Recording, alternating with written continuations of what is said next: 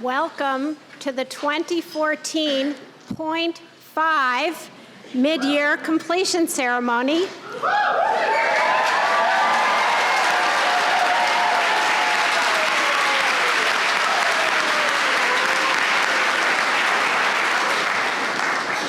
Please rise for the national anthem. This will be sung by Vicki,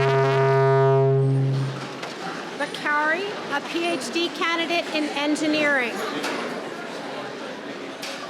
After the anthem, I ask you to remain standing for the invocation by Reverend Janet Cooper Nelson.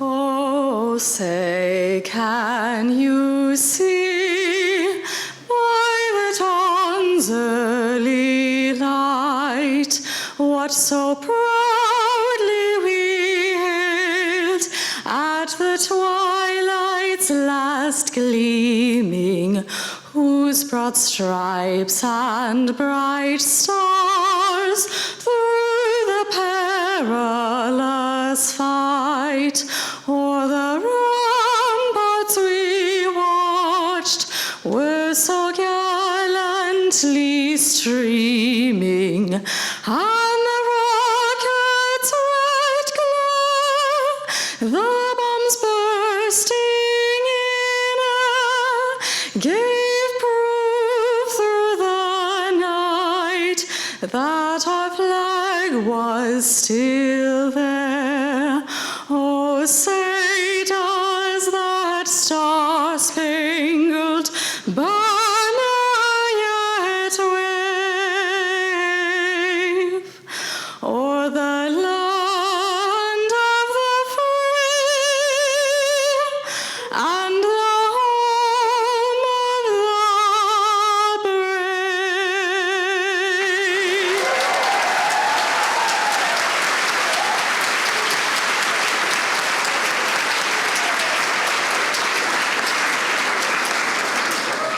Let us pray. Brunonians all, in this moment of completion and celebration, we pause to ask blessing on these new stars of Brown's rising generation, illumined by the light of research, friendship, and even wisdom. These bright lives entrusted to us for a season prepare to set forth. They seek to dispatch the offices of life with usefulness and reputation, with compassion and nuanced thought. Never has their brightness been more needed. Our skies are clouded with fears that emanate from places as known to us in science as virus, and as closely held to our hearts as justice. May no life, not one of these, but not any, be cherished less for anything we have learned to study or any distance of objectivity that thought requires. May we, in this moment of our rejoicing, be bound deeply and find in our life's calling to service the opportunity to ameliorate wrong.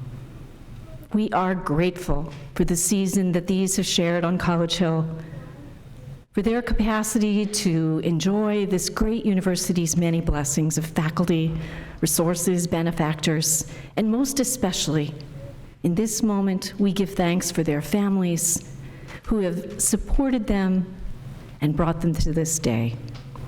Bless all in this moment of completion and of beginning. May the brightness and the bright cord of friendship that bind these and illumine each face be strong to hold us close as a family of Brown.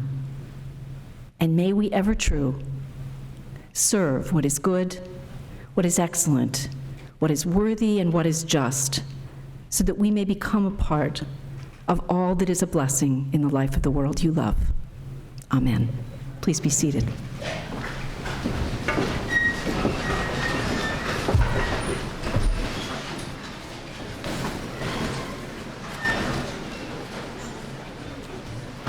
Good afternoon. I'm Margaret Clawone, Vice President for Campus Life and Student Services and Senior Associate Dean of the college, and I'm very pleased to welcome you to Brown University's 25th Annual Midyear Completion Celebration. This is an occasion when we recognize the accomplishments of students who are expecting to complete their bachelor's degree this month. We fondly refer to you as the class of 2014.5.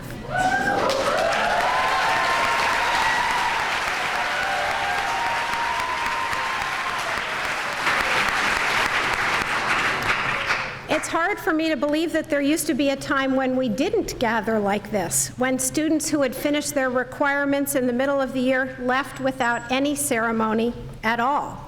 It's hard for me to believe because this has become such a cherished tradition at Brown, which the Dean of the College Office has been sponsoring now for over 2 decades.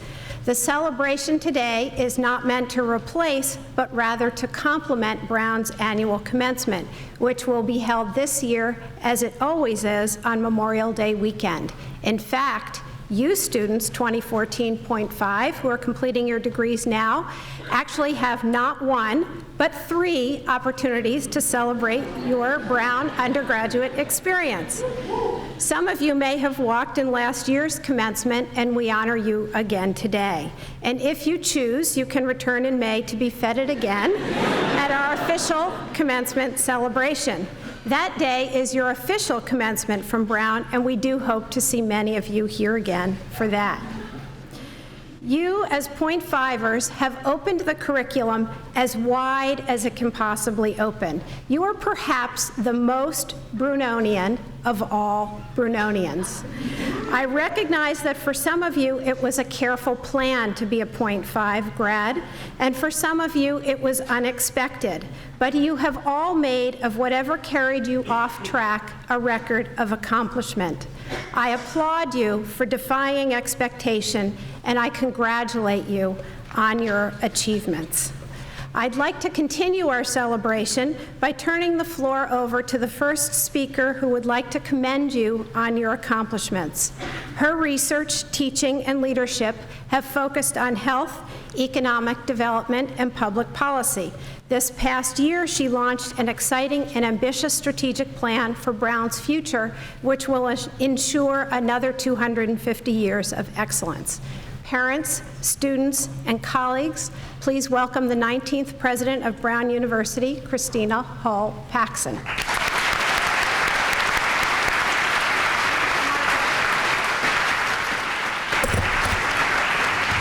Thank you very much. I am so pleased to welcome all of you here today to celebrate our students who have completed their degree requirements at Brown. No small accomplishment. To the families and friends of our students, thank you so much for coming, and thank you even more for the support that you've given our students during their time here. To the students, this is really a special day for you. Let's everybody give them a round of applause.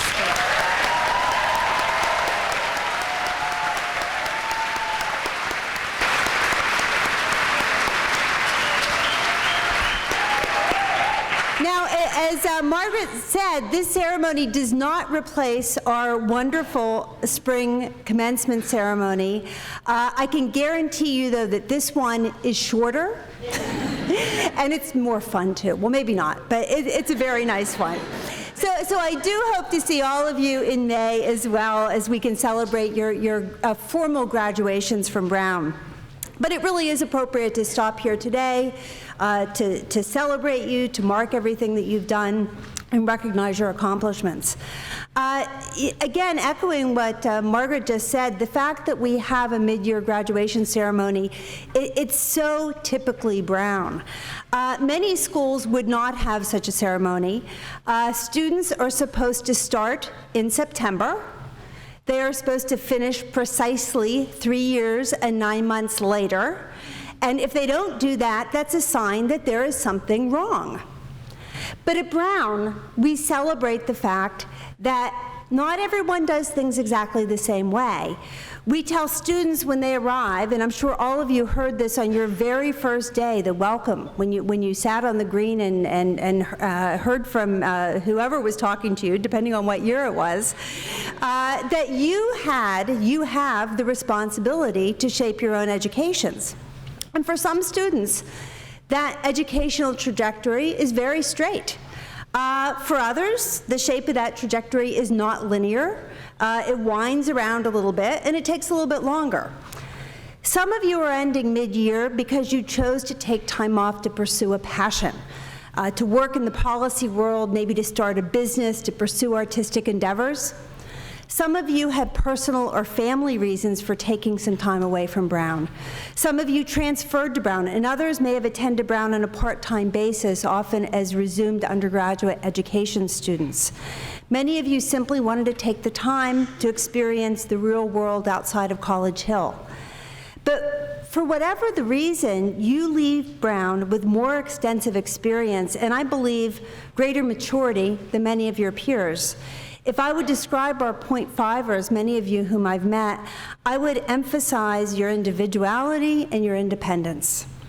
So, just to say, you've enriched our community by being here, and I honor you for this. It's been remarkable to have you on campus. Now, a ceremony such as this is my opportunity to give you some parting advice. And I know I have to choose very, very carefully. Experience tells me that if I offer more than one piece of advice, none of it will be remembered. So I have one shot at this, and even then you may not remember it, but I'm going to try really hard. So over the past week, because I knew I had to choose carefully, I've been thinking about what kind of advice I can offer.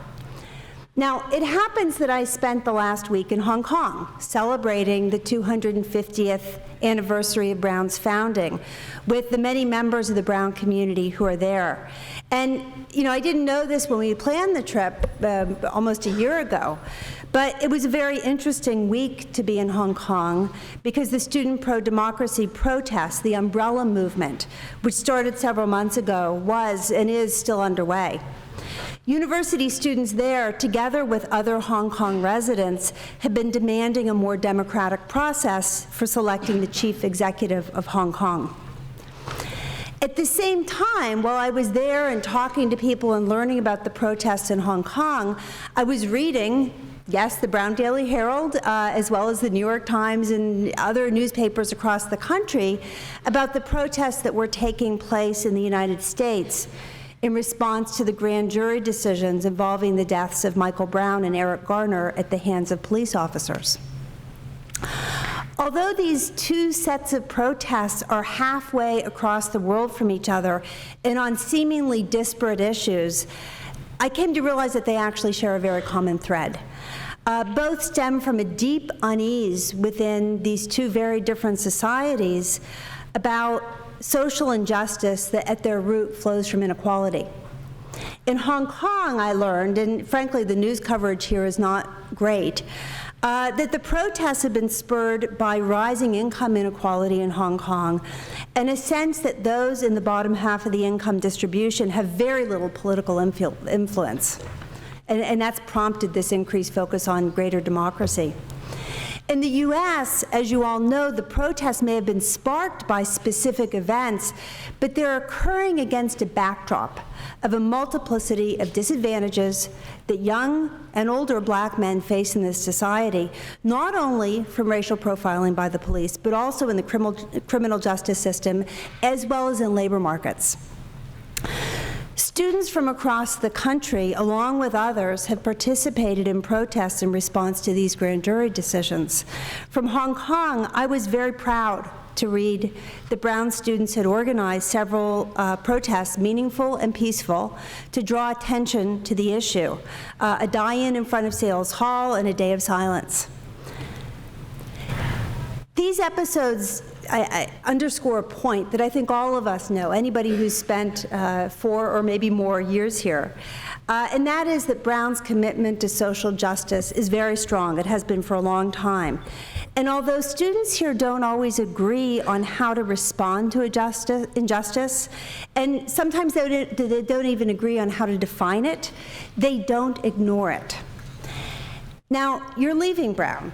And you will soon learn that one of the many luxuries of being a student is having the time and space to have conversations about how our world could be better, more just, providing people with more opportunity. And you may not yet recognize this as a luxury. But you know, it really is, and I think most people over the age of 22 realize that it is. You're about to move into very full and very busy lives. They will be occupied by maybe graduate school, by career development, by family. And when you become consumed in this world, it's very easy to let concerns about social justice fall away, and it's easy to even let them become invisible to you. But the irony here is that you're entering a time of your life when you will actually have greater ability to affect positive change than you ever had as students.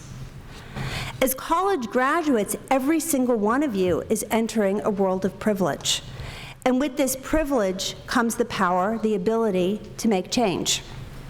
So, my single piece of advice is this, and maybe this isn't advice as much as it is a plea, which is to keep your eyes open to injustice in all forms, to use your education to do good in the world, and to never lose that sense of social responsibility that distinguishes Brown students and Brown alumni.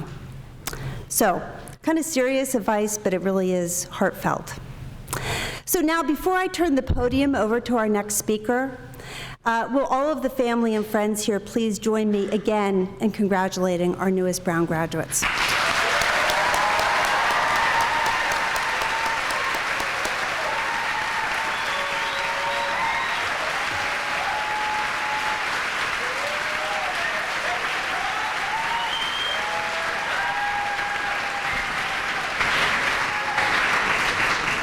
Thank you, Chris. Now we come to the part of the program where you hear from 2 undergraduate speakers who will offer their different perspectives on their time at Brown. Our first speaker is Margaret Tennis. Maggie is an anthropology and Slavic studies double concentrator from Baltimore, Maryland. During her time at Brown, Maggie has held various leadership roles on campus, including an a cappella group known as Brown's only a cappella group, and the Brown Daily Herald, where she worked first as an opinions columnist and then editor of the opinions section. Maggie has been heavily involved in efforts to increase student representation in university governance. Maggie is fluent in Russian and is currently working on an anthropology honors thesis about language and identity in Ukraine. She would like to thank Kayla Rosen and Anna Olson for creating Alternative Commencement, a blog that was the inspiration and site of an early version of her speech. Maggie, we're looking forward to hearing from you.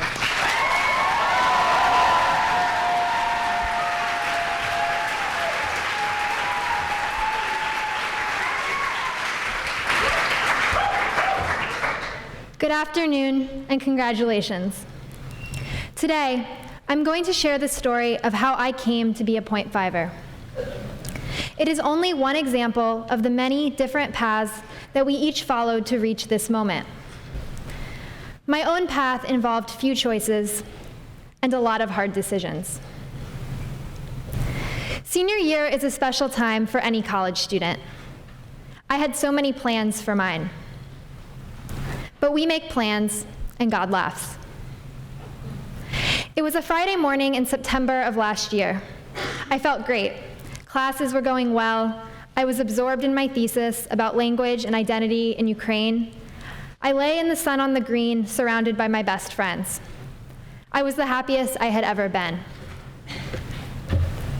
But then the pain began. It started as a twinge in my shoulder, a twinge that intensified before extending rapidly down into my body until it was all-encompassing, immersive, drowning pain. I was admitted to the ER and then discharged. This happened again and again for days. No one believed me when I said I was in excruciating pain. They claimed I was exaggerating, lying, drug-seeking, hysterical. What does a girl have to do to get admitted to the hospital? Finally, on Monday morning, I was again rushed to the ER. They told me an organ had ruptured, but by then, there wasn't time to find out which. Immediate and invasive surgery was the only path for survival. Suddenly, my life had an expiration date of mere hours. I prepared for the sleep of anesthesia, wondering if I might never wake up. My physical souvenir from that nightmare is a long, silverish stripe down the center of my abdomen. From afar, it looks like I have abs of steel. But the line is not straight, it's not symmetrical. It curves into a little hook around the right side of my belly button. It's imperfect. And like my possible pathways out of that day at Miriam Hospital, a little crooked and a bit imperfect. That day, I received a crash course in adulthood, with all of my options looking sort of dismal and scary. Should I stay at Brown and salvage the semester while undergoing an impossibly difficult recovery? Or should I take an unplanned medical leave, in essence, giving up the life I was enjoying so much? Brown left the decision to me, trusting that any one of its students would have the maturity and perception to make hard choices. It is the same trust that Brown places in all of us to be the leaders of our college lives. To be bold enough to do what's right for us. But taking control of our own lives can be terrifying. Emerging from a traumatic health event and facing the truth that my senior year had veered off the course I had laid, I felt, perhaps irrationally, that preserving the 4-year academic track was the most important goal. My world had been turned upside down, and I was grasping for some feeling of groundedness. Graduating on time seemed like it would prove that I could land on my feet, and that outside forces wouldn't dictate my fate. This was late October. I looked at what I had on my plate. Suddenly, something that I had always viewed as a non-negotiable component of my education, a senior honors thesis, seemed an insurmountable challenge. My mind and body had been through civil war. I could barely sit up on my own. How was I going to trek to the Rock in the bitter cold and spend hours at a desk writing about a topic that was far removed from the trials I had just experienced? And I thought, who even cares about Ukraine anyway? Nothing ever happens there. Something had to give, so I bid the thesis farewell. Within a month, I regretted that decision. By midwinter, Ukraine was the hottest situation in the world. I watched the crisis there evolve, feeling exhilaration and enthusiasm about the progress of democracy, but also frustration and regret, as I realized that what was, and still is, happening in Ukraine represents a pivotal moment in history. Yet I was missing my chance to write on it, just when Ukraine's future mattered most, and when my thesis topic was finally sexy. I needed more time, and I realized that I should find a way to make it happen. Really, I just had to ask. So I went to University Hall and laid out my case. Together, we identified my options, formed a support team, until I was in the position to delay graduation to write my thesis. In a way, it turned out to be fateful. I now have the opportunity to study a situation in Ukraine that is constantly evolving. It's the kind of work I came to Brown to do, because only here can I truly have the freedom to do it. At Brown, a different approach to education is not odd, it's expected. By pushing us to direct our own educations, Brown positions us to be the leaders of our lives. And although it is sometimes scary and overwhelming, it can point us in new and exciting directions. I expect that each point fiver has a story to tell about how the drive toward a 4-year completion slowly yielded to other priorities. For some of us, there were unexpected challenges that led us to reinterpret our Brown careers and reconstruct our paths. For others, opportunities arose that could teach us in ways that Brown couldn't. And Brown offered us these paths, giving us guidance and encouragement, and most importantly, let us walk out the door for a time, all the while keeping it open so we could return when the moment was right.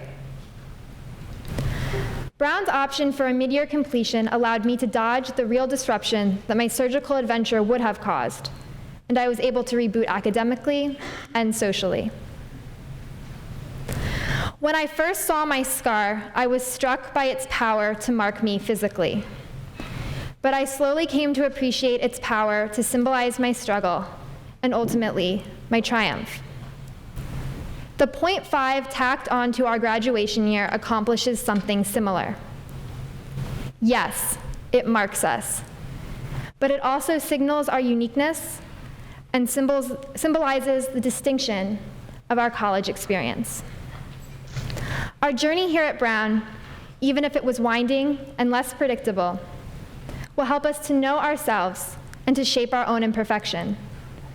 And it will help us shape the various imperfections imposed on us, and to sculpt our choices into the different lives that we will lead for a while, and then carve into further refinement again and again. Now we look to the next period of transition in life. For me, it will be the hardest one yet. Because if one extra semester at Brown has taught me anything, it is how much I love this school and view it as my home, and how torn up I am to leave. But my experiences of the past year and a half have also taught me that things have a way of working out.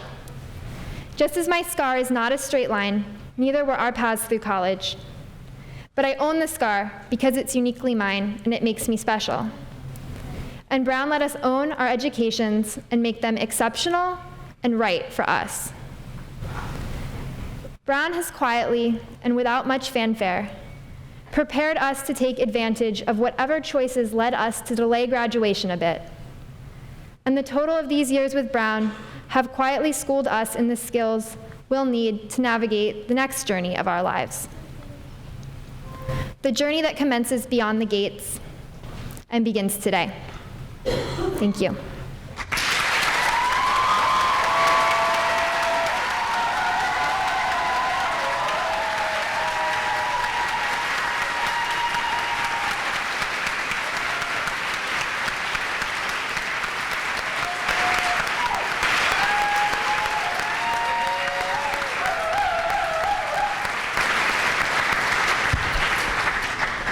Thank you, Maggie. That was terrific.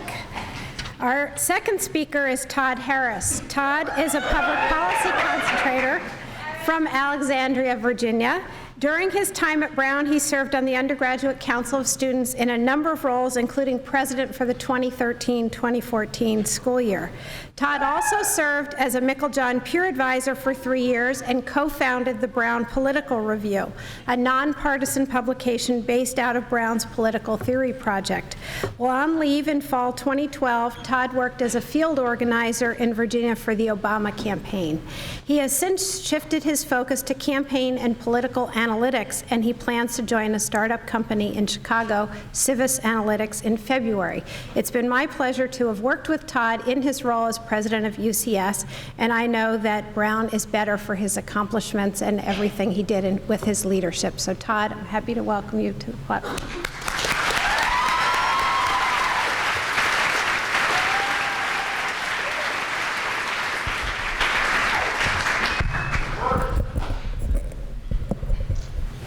Thank you, Margaret.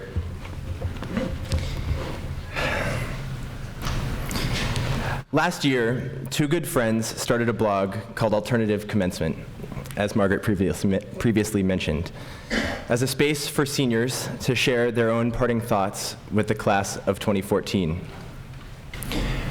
Today, we're gathered here for an alternative commencement of our own. And I want to share my reflections from that site, as well as new ones I have made since, to illustrate how everyone's path through Brown changes, regardless of when we graduate. In the fall of last year, I gave a speech during orientation to welcome the first-year class to campus. The speech was meant to introduce them to Brown and mitigate some of the fears they may have starting college. So I used Legos as a metaphor for my time at Brown. I was, and I still am, pretty excited about that metaphor. Here's an excerpt of that speech.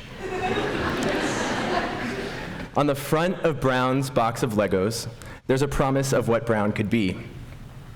A perfect picture with taglines and slogans, no core requirements, pass-fail classes, peer advisors for every first-year student. As we open the box and take out all the Legos, we find that there's no set of instructions that will tell us how to build our final product. We discover pieces that we didn't know were included in the box, like a secret study space or an awesome professor. It will take some time to lay out all these pieces and come up with an idea of what to build. But when we feel that we have a good sense of what to do, we can start putting these pieces together and make something of our own. Legos felt like a particularly wholesome way to describe the chaos that is freshman year. It was accurate in many ways, finding friends, trying out new activities, looking for the right department to call home. I made great friends in my first-year hallway and in extracurriculars, and I took a first-year seminar in public policy, which eventually became my concentration. I credit a friend with pushing me to try out student government, where I ended up spending maybe a little too much time instead of doing my schoolwork. All of these pieces came from exploring and seeing what Brown had to offer. The part that was not all that suitable for a welcome speech, however, is that life often gets in the way of building your perfect Brown experience, just like we heard from Maggie's story before me. In the second semester of my sophomore year, my dad died of cancer. Before his death, I flew home every weekend for months to be with him and with my family, but his condition deteriorated more quickly than any of us had expected. I returned to Brown a few weeks after his passing, and despite the supportive environment, my life was completely different. Nothing at Brown had changed, but I had. It was hard to be alone, but talking to people and pretending I was fine was almost as frustrating. Writing papers was tedious, and I was disconnected from my classes. I lost my sense of curiosity, my drive, and my passion. I took a semester off, and I started a job on the Obama campaign. I worked harder than I ever thought possible. At that time, I thought I was running from my grief. But I wasn't running, I was healing. I spent months of 16-hour days working on a campaign that I believed in, and it was something that I knew my dad believed in too. Diving deep into something and finding a new passion was the kick that I needed to get me back on track. In a way, working that hard made me feel connected to my father, and it gave me a path forward that I had lost. I lived at home, and I was, and still am, incredibly privileged to have the support and love of my mother. She's here today. Hi, Mom. With the help of my family, deans, friends, and professors, I came back to campus. I was curious again, and I was driven again. I had made new friends, found new passions, and jumped back into life at Brown. And as I reflected back on that Lego speech, I realized how inaccurate it was. As students here, we never decide for ourselves what our Brown experience will look like. It is shaped in part by the choices that we make. Maybe more importantly, it is shaped by our life experiences and what happens to us while we're at Brown. It is shaped by the others that we encounter and by the friends that we make. It is shaped by the times that we fail others, the times that we fail ourselves, and the way that we learn from those failures. It is shaped by our ability to take a step back from the day-to-day stress and search for the ways that we've grown and changed. Although everything around us can often feel out of our control, one important choice that we do have the ability to make is the choice to continue growing. There was no time that I stopped healing. It was and still is a continual process. Now, 2.5 years later, I have decided for myself that rather than being weighed down by my father's passing, I can grow from it. I concluded that first speech by saying, life at Brown isn't about the plan, it's about building your experience as you go and learning from the process. I still stand behind this part of my speech. As a .5er, I know this is true for me, and regardless of what led us all to graduate in December, for all of us in this room. The unexpected experiences are much more important than what we expect and what we consider easy. They help us challenge our own plans. They help us learn more about ourselves. And they send us off to our next experience with a few new Lego pieces, but we never know what we can build with them until we're there. Congratulations to the class of 2014.5.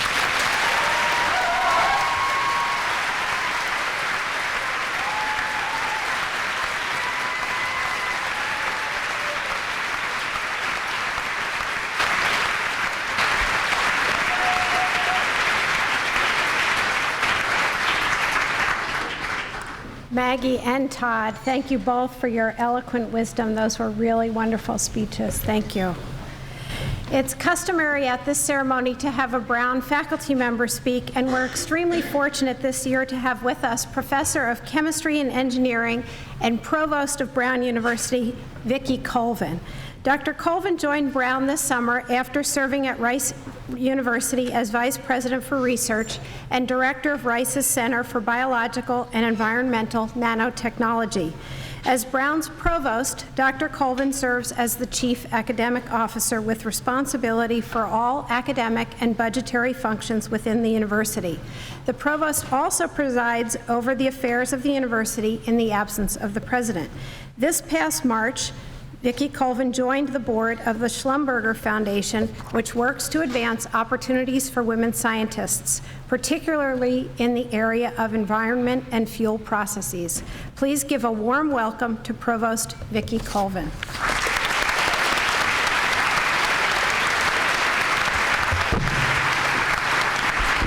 Thank you all.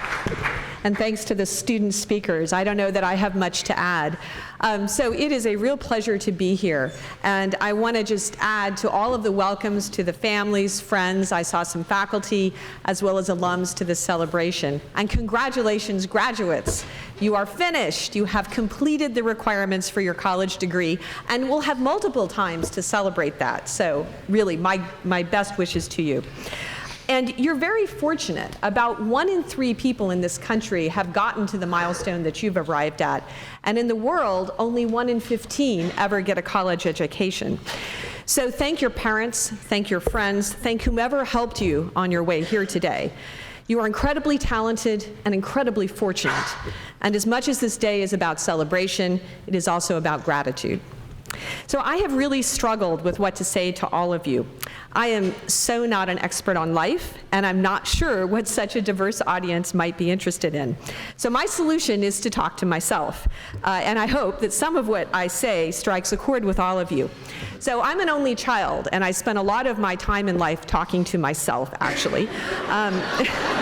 So, for example, when I was facing a big, audacious transition or decision at your age, I would often pretend to have conversations with an older version of myself. When I was 22, that was 36 years old, which is kind of sad now to me. But nevertheless, today I'm going to do the reverse. I'm going to go back in time to 1987. And in hopefully 10 minutes, I didn't get President Paxson's memo about the one thing. I thought Brown students could totally handle 3 pieces of advice. So I'm going to give you 3 pieces of advice, and they're really things that I think would have been highly relevant to my 22-year-old self. So my first message would be, don't be terrified of all of the big decisions that you now have to make for yourself. Your instincts are better than you think. Trust yourself. Now, to be honest, I sort of hate this advice. Trust yourself, trust your instincts. I mean, how do you know if you have an instinct? I mean, do you tingle? What if you have more than one? And what if that instinct was like implanted into your brain when you were younger from your parents and it's not actually your instinct? So let me tell you how I know when to trust your instincts. So this is interesting because I realized in listening to Maggie's speech that I'm actually a double point fiver, as this story will tell you. It starts with the story of a fateful day in my life. It was 1986, around 6 a.m. during my senior year at Stanford. I was driving my orange and black Ford Fiesta along Highway 101 up San Francisco, and it's right next to the bay, and I had just passed the airport. And I was on my way to take the chemistry GRE exams, which are required for entrance to chemistry graduate school. And as I was driving along the stretch of bay, and it was still dark, right alongside the water, my car made a loud exploding sound and filled with smoke and flames. Now, this is a silly story compared to what you heard before, okay? I pulled over, I was fine, I got out, no problem, and I sat near these rocks in the water watching my car burn. And the sun, at the same time, was rising over what had to be one of the most beautiful days in the Bay Area. Totally calm bay, blue sky, the twinge of colors. It was totally beautiful. Back then, there was no cell phone. So I had a lot of time to think as I sat watching my car get darker and blacker and smoke. And I was kind of amazed nobody was stopping, but whatever. And at some moment in time, as it was sort of dying down because there's nothing left to burn, I realized that all of my plans were now gone. I was to miss the last exam date for the chemistry GRE this year, making me ineligible for any graduate school. And I knew working for a year is like the kiss of death for the top academic graduate schools because it indicated you had practical interest, and that was going to be bad. And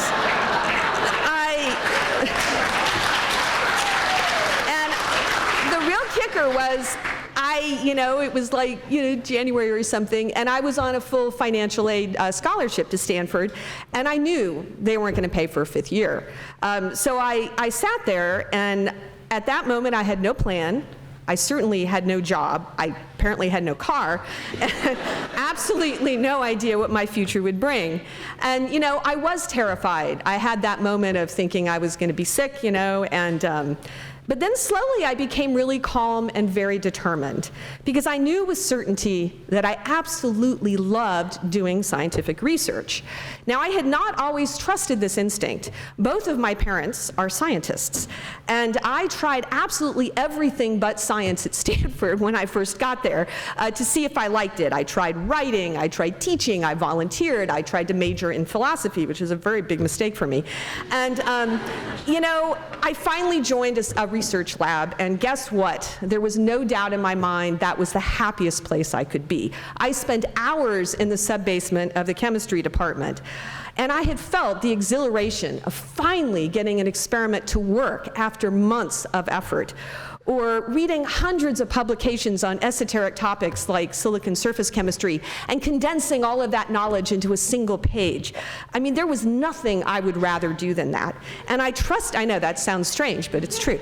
And I trusted my instinct that science was to be my career, because I had forged that instinct from concrete personal experience. I was absolutely certain, as my car was smoking, that somehow I was going to go to grad school. And when these instincts are truly your own, they're incredibly powerful. People acting on their true motivations are very focused, they're very determined, and very creative. They become a force of nature. And this is what enabled me to find my way to graduate school 2.5s later, so I was like a double 0.5er, and 2 degrees later, even though my car blew up. So it's really important when you're wondering, is it the real deal? Am I feeling something that's really me? Look at how it makes you act. If those instincts are really truly your own, there's 2 ways you'll know that. First of all, you'll be able to identify personal experiences that helped you get them. It's not because you saw some TV show and it looked cool, it's because you actually experienced something. And second of all, you'll be really annoying and persistent about anything having to do with those instincts.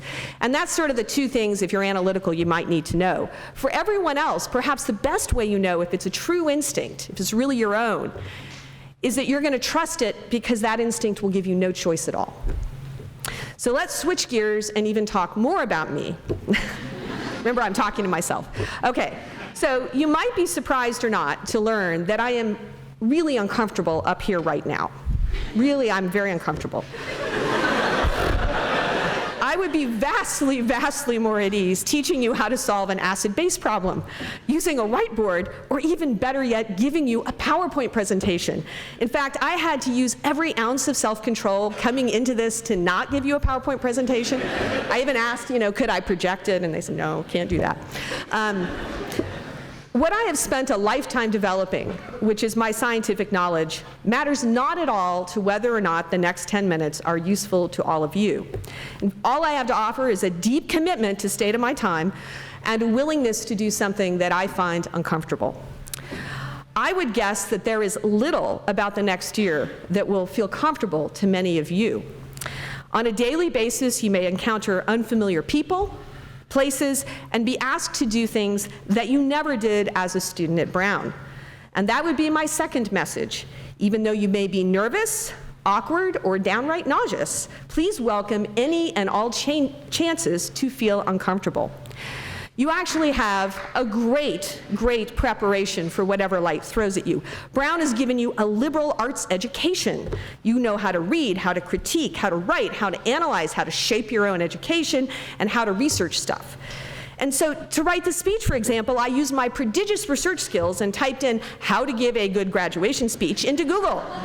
Remember, I went to Stanford, not to Brown. I would expect far more from all of you. You can tackle hard problems. And when you are feeling uncomfortable, know that all you have learned here is going to see you through. And with practice, with thought, and especially an open mind to criticism, you will sometimes find that the uncomfortable becomes a familiar and treasured experience. And sometimes you will try to do something that challenges you, and it never gets easier. For me, there is a trail in Zion National Park. Anybody been there in Utah? Beautiful place. It's called Angel's Landing. It ends with a steep, rocky path, and I mean this kind of steep. You got to really climb. It's about 3 feet wide, and on either side there are 1,500-foot drops. After years, I can still not make it up that trail. But now, I accept that fear of ledges as simply part of who I am, and honestly, I wonder about the sanity of people who really think it's okay to do that trail. Either way, whether the unfamiliar becomes comfortable or it stays awkward, you will grow through your willingness to tolerate such situations. They will teach you about yourself and what you need to do with your life. So, moving along.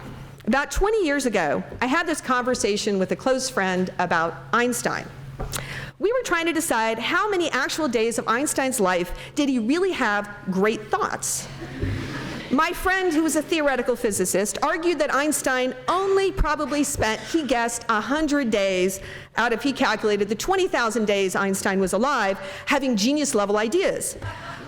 I think my friend was just rationalizing his own tendency to work about 2 hours a day. That's my theory. But it did get me thinking about what I call the fateful days of my life, where I had great insights, celebrated an amazing transition, or made a decision that changed the arc of my life. By my count, I've had about 45 fateful days since I was your age. The birth of my children, entering my first home, when I landed a major grant, and most recently, the day I decided to come to Brown. When I was younger, it seemed like these fateful days defined my life. I was always moving towards one of them or away from one of them. The problem is, that leaves nearly 10,000 days of ordinary living that have gone unnoticed and unremembered if all you pay attention to are the fateful days. My wish for my 22-year-old self is that she would have recognized earlier all of the living that happened between the important and dramatic decisions of her life, namely 99.9% of her life. Now, every day, I try to really remember a great moment. They don't have to be fateful. That would be exhausting. I noticed things like the beauty of the leaves in fall here really struck me, and every day I would walk in, I would just look and try to remember that. Or sometimes when I was in the Blue Room standing in line for coffee, I would strike up a conversation with some undergraduate, and we would make a connection, and that would give me something to remember about that day. These in-between times, they're not dramatic, and they're not glamorous, but those are actually the days where you shape your life, where you doggedly move towards your important goals. So while I enthusiastically endorse all of your ambition to live extraordinary lives, I think that to do so, you have to really notice and ultimately remember your ordinary days. So my time is just about over. Every professor summarizes, so here's mine. Thank everyone you can today. Trust your instincts, and we talked about how to know if they're real or not. Be okay with being uncomfortable. Sometimes it'll stay that way, and sometimes it'll get better.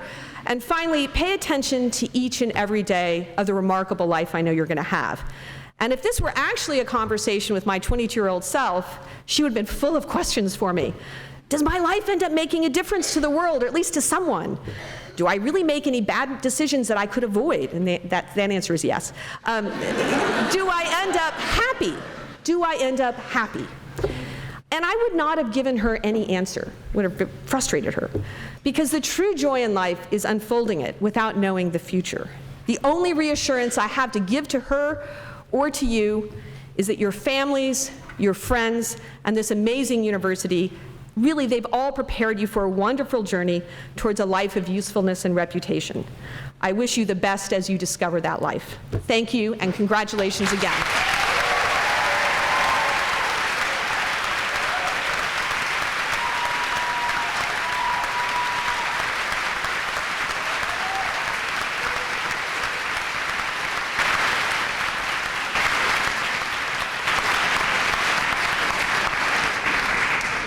Thank you very much, Vicki. That was great. We now come to the part of the program where we present all of the graduates of the class of 2014.5. And I will be assisted by Deans Oladuratimi Adetunji and Kathleen McSharry. And I ask the graduates, as we announce your name, please come forward to receive a small memento of Brown. And the next instruction is for the family and friends, and I know this is a hard one to observe, but we ask that you wait until the last student has crossed the stage before you applaud. So with that, I'd like to bring the graduates of the class of 2014.5. All right.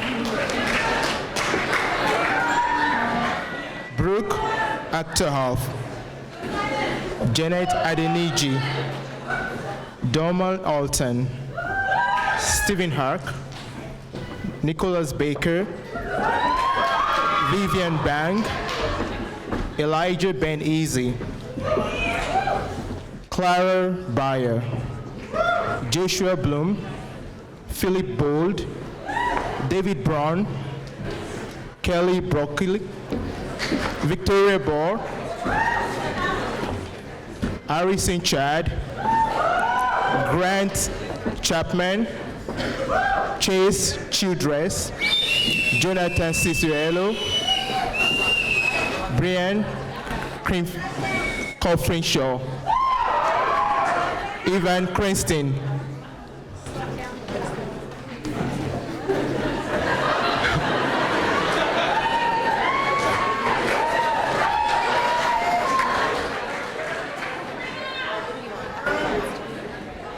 Evan Cranston,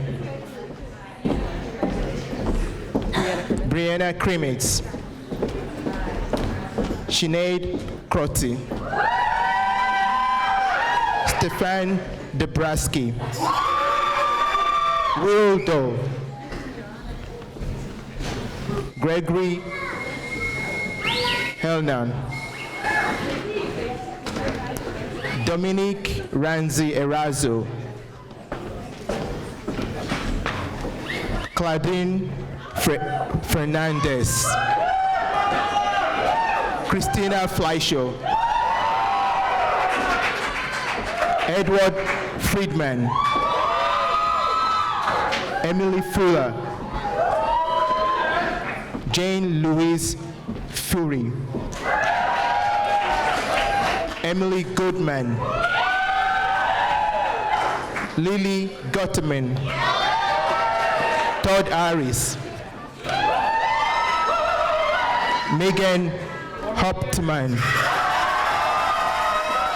Sterling Hickox, Nicholas Hirschfield, Margot Hawley, Simon Hunix, Austin Hyde, Raphael Rebo Yeager,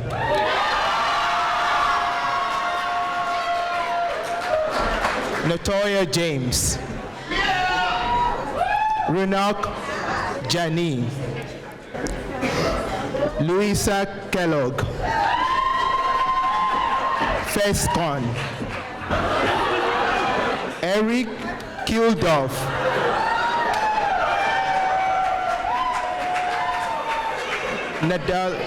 Natalie Cox, Michelle Copstas, Christopher Latham, Bianca Levy, Paul Lebeau, Xiao Liang,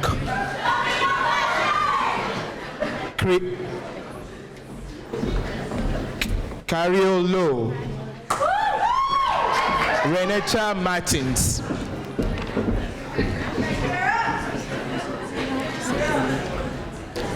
Amy Kawai,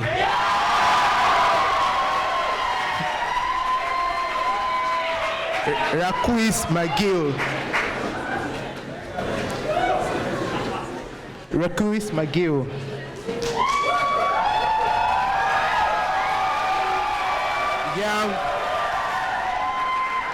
Yang Meng,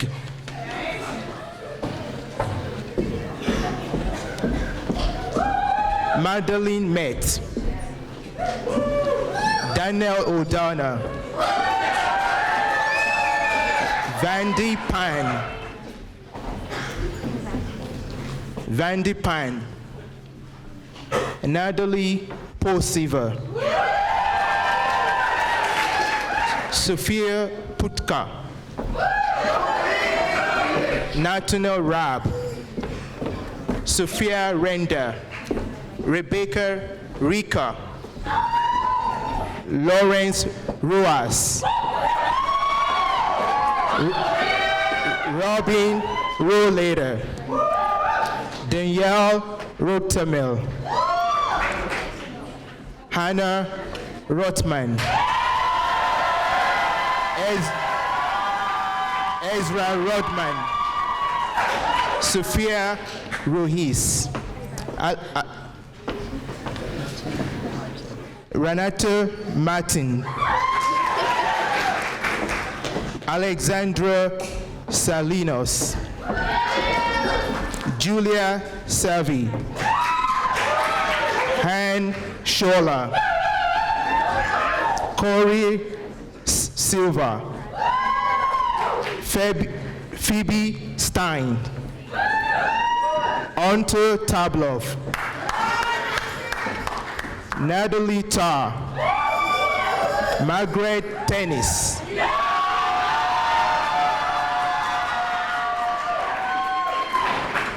Gabriel Tomas,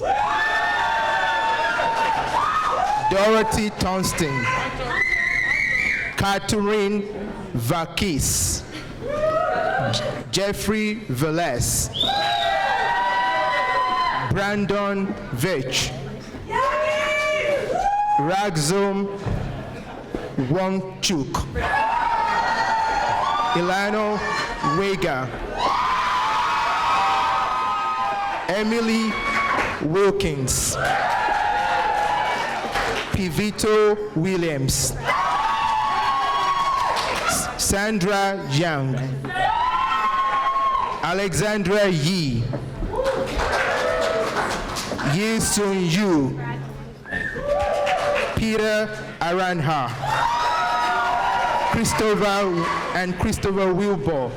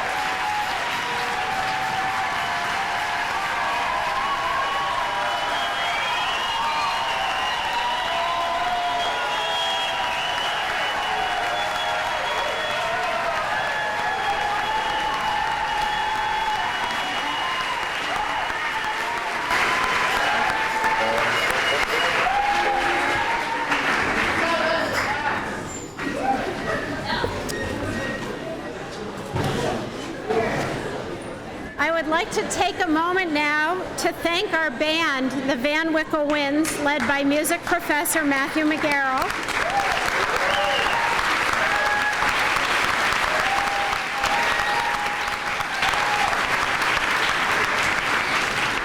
I would also like to thank Dean McSharry and Wendy Sheridan and the Dean of the College Office and the other deans who helped to make today's ceremony so wonderful.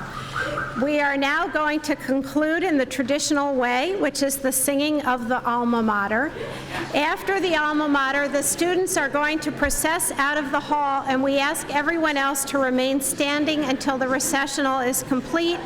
And after that, you are all invited to meet your sons and daughters in Sales Hall for a reception immediately following this ceremony. Sales Hall will be to your left when you leave this building. So let us please all rise to sing.